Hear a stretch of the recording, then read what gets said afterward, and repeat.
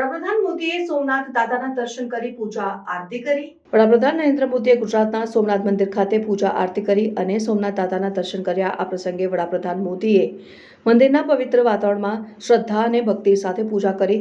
સોમનાથ મંદિરના દર્શન બાદ વડાપ્રધાન મોદીએ જણાવ્યું કે સોમનાથ મંદિર ભારતીય સંસ્કૃતિ અને આસ્થાનું પ્રતીક છે।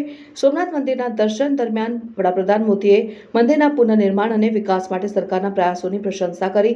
તેમણે જણાવ્યું કે સોમનાથ મંદિરના પુનઃનિર્માણથી આ તીર્થસ્થાનને વૈશ્વિક સ્તરે વધુ પ્રખ્યાતિ મળશે। આ પ્રસંગે વડાપ્રધાન મોદીએ સોમનાથ મંદિરના ટ્રસ્ટીઓ અને સ્થાનિક નાગરિકો સાથે મુલાકાત કરીને તેમના સહકાર માટે આભાર વ્યક્ત કર્યો।